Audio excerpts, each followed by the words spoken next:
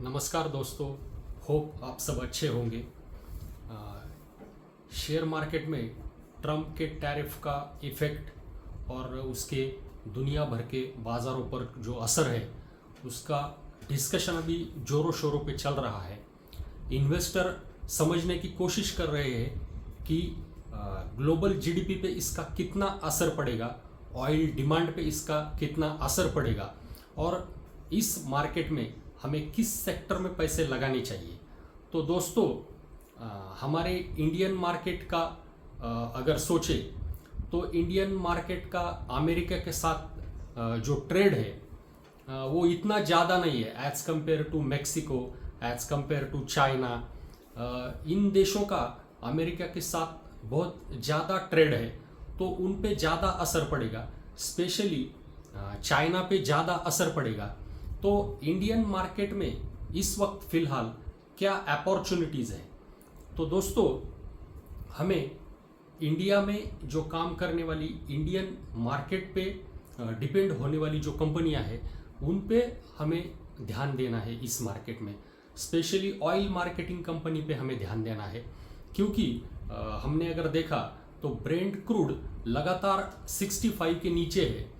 75 से वो नीचे गिरते गिरते 60 तक आ गया और अभी 64 पे है। जब तक वो 65 के नीचे रहेगा तब तक हमारे ऑयल मार्केटिंग कंपनी का मार्जिन बहुत अच्छा रहेगा और आने वाले जो क्वार्टर है उनमें बहुत अच्छे रिजल्ट आएंगे, तो उन पे हमें ध्यान देना है। और जो कंजम्पशन सेक्टर की कंपनियां हैं, जो एफएमसीजी कंपनियां हैं, उन पे हमें ज़्यादा ध्यान देना है, क्योंकि आरबीआई ने फरवरी में 1.25 बेसिस पॉइंट का कट किया और अभी अप्रैल में 1.25 बेसिस पॉइंट का कट किया। तो इस वजह से कंज्यूमर के हाथ में पैसा आएगा। क्यों पैसा आएगा? क्योंकि ईएमआई कम होंगे। EMI come actually bank of Maharashtra, bank of India ने, कोटक महिंद्रा बैंक ने ईएमआई कम करना स्टार्ट कर दिया है, रेट कम करना स्टार्ट कर दिया है। तो आपको जो मंथली पे होने वाला जो आपका हफ्ता है, जो ईएमआई है, वो कम होगा। तो कंज्यूमर के हाथ में पैसा रहने से आप ज़्यादा कंज्यूम कर सकोगे, मार्केट में डिमांड क्रिएट होगा, तो इस वजह से इकोनॉमी का बूस्ट मिलेगा। तो एफएमसीजी सेक्टर पे हमें ध्यान देना है और एफएमसीजी के साथ साथ हमें बैंक और एनबीएफसी पे भी ध्यान देना है, क्योंकि ये जो रेट कट है, ये जो लिक्विडिटी का इन्फ्यूजन है, आरबीआई लगातार कर रहा है। 80,000 ओएमओ परचेस ऑप्शन के ज़रिए ये जो लिक्विडिटी मार्केट में इन्फ्यूज की जा रही है, तो इसका बैंक और एनबीएफसी को फ़ायदा होगा। तो हमें उस सेक्टर पे भी ध्यान देना है। प्राइवेट सेक्टर जो लेंडिंग करने वाली कंपनियां हैं उन पर भी हमें ध्यान देना है। तो दोस्तों, हमें इस मार्केट में बहुत अपॉर्चुनिटीज़ है, लेकिन ये जो ईयर है ये कंसोलिडेशन का ईयर रहेगा, क्योंकि ये जो ईयर रहेगा इसमें मार्केट की तेज़ी और मंदी जो अमेरिका से खबरें आती है उसके ऊपर डिपेंड रहेगी। हालांकि हमारे इंडियन मैक्रोज अच्छे हैं, लेकिन ट्रम्प अपने एक्स पे क्या बयान डालेंगे उसके ऊपर ये साल पूरा डिपेंड रहेगा। और ये साल गुजरने के बाद तो ट्रम्प के टैरिफ का क्या इफेक्ट है, ग्लोबल जीडीपी पे क्या इफेक्ट है, ऑयल डिमांड पे क्या इफेक्ट है, ये सारी बातें तो क्लियर हो जाएगी। तो लेकिन इस मार्केट में हमें इन्वेस्टमेंट के अच्छे आइडियाज़ ढूंढने हैं। ये इन्वेस्टमेंट छोटे छोटे क्वांटिटी में हमें अच्छे अच्छे क्वालिटी के शेयर्स हमें कलेक्ट करने हैं। शॉर्ट टर्म जो पोजीशन लेने वाले ट्रेडर्स हैं उनके लिए तो ये साल बहुत ही अच्छा है। देखो, हमें पिछले 2 महीने में 2 बार चांस मिला था। एक बार मार्केट 21,900 तक पहुंचा था, उसके बाद वो सीधा 23,860 पे पहुंचा। बाद में टैरिफ लगाने के बाद 9 अप्रैल के बाद फिर से मार्केट 21,750 पे पहुंचा।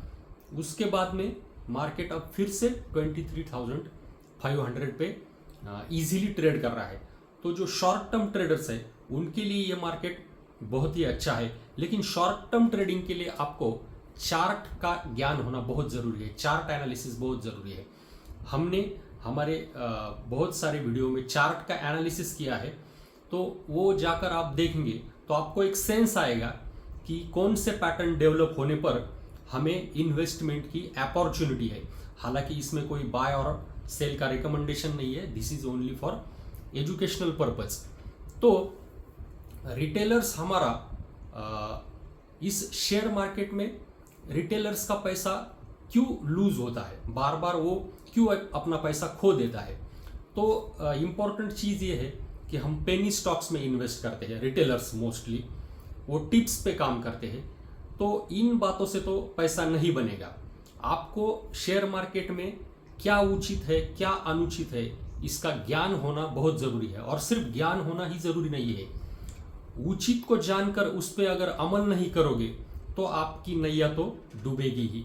क्योंकि आप कौन सी नैया में बैठे हो वो बहुत ज़रूरी है।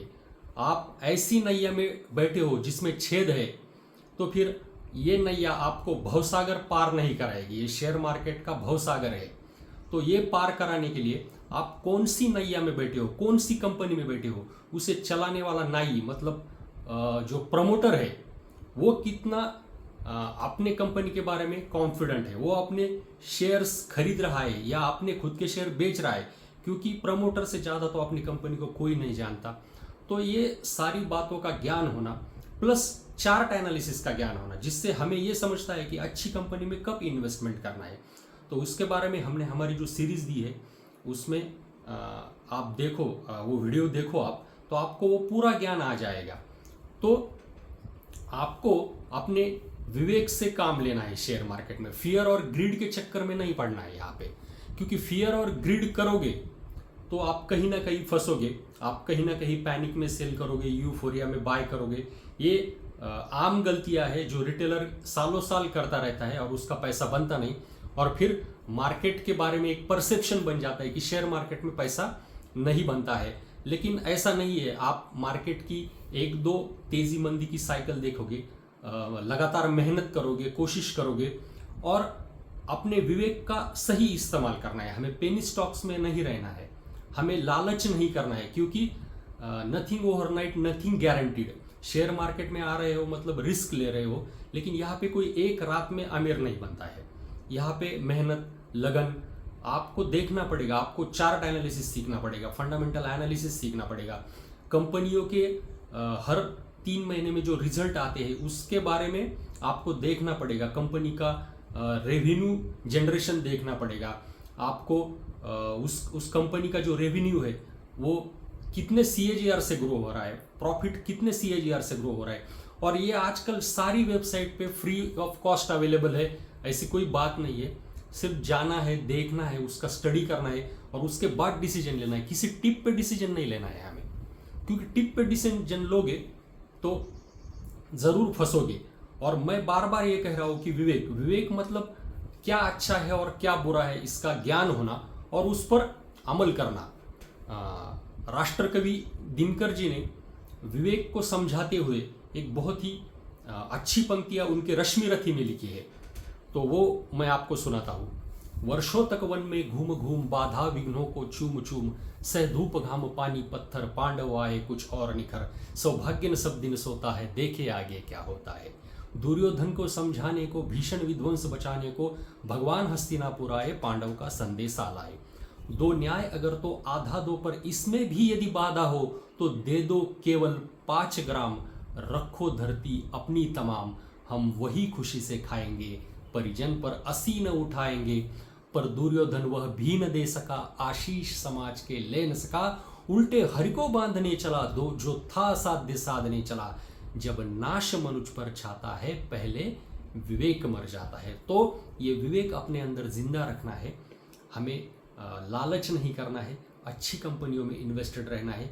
लगातार जिन्होंने शेयर मार्केट से पैसा कमाया है ऐसे 5-10 किताबें हमें पढ़नी है।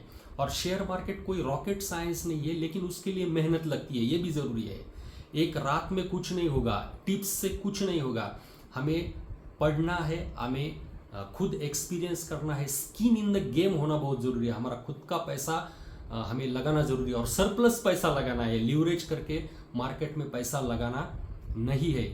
ये सारी बातें, ये विवेक से हम काम लेंगे तो हम ज़रूर कामयाब होंगे। और सिंपल चीज़ों से पैसा बनता है, सिंपल चीज़ों से। अगर समझो आपको चार्ट का भी कुछ भी ज्ञान नहीं है, फिर भी कब मार्केट में एंट्री करनी है, देखो दोस्तों, अगर आप मार्केट के ट्रेंड के साथ रहोगे तो ज़रूर पैसा बनाओगे। और एक साल में 1-2 बार तो मार्केट ऐसा करेक्ट होता है, 5-10% तो करेक्ट होता है और आपको चांस तो मिलता ही है। लेकिन आपने अगर एक बना लिया अपना खुद का कि मैं 15% मार्केट गिरने पर मेरा एसेट एलोकेट कर दूंगा, तो भी, और सिर्फ निफ्टी की कंपनियों में एलोकेट कर दूंगा, ज़्यादा मुझे रिस्क नहीं लेना है, तो भी आपका अच्छा खासा पैसा बनेगा। और जिसको उतना भी नहीं करना है, सिंपल म्यूचुअल फंड में पैसे लगाओ। और म्यूचुअल फंड के मिड और स्मॉल कैप में भी रिस्क नहीं लेना है तो निफ्टी 50 में पैसे लगाओ। निफ्टी 50 का पिछले 25-30 सालों का अगर हमने रिकॉर्ड देखा तो एक 13-14% CAGR से पैसा बनाया है हमें। आज FD में कितना रिटर्न मिलता है? 5 या 6% रिटर्न मिलता है। उसमें महंगाई जोड़ दो 5%, 10-11% तो हमारा पैसा ऐसे ही उसकी वैल्यू बढ़ जाती है। और हम शेयर मार्केट में पैसा लगाते हैं तो इसका 2-3% प्रीमियम ज़्यादा लगा दो तो 13-14% तो हमारा निफ्टी दे रहा है हमें। तो अननेसेसरी क्यों रिस्क लेना है हमें?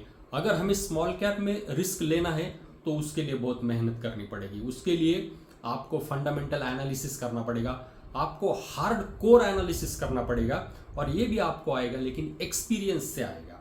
तो आपको एक बात पे भरोसा होना चाहिए, वो है इंडिया की ग्रोथ स्टोरी।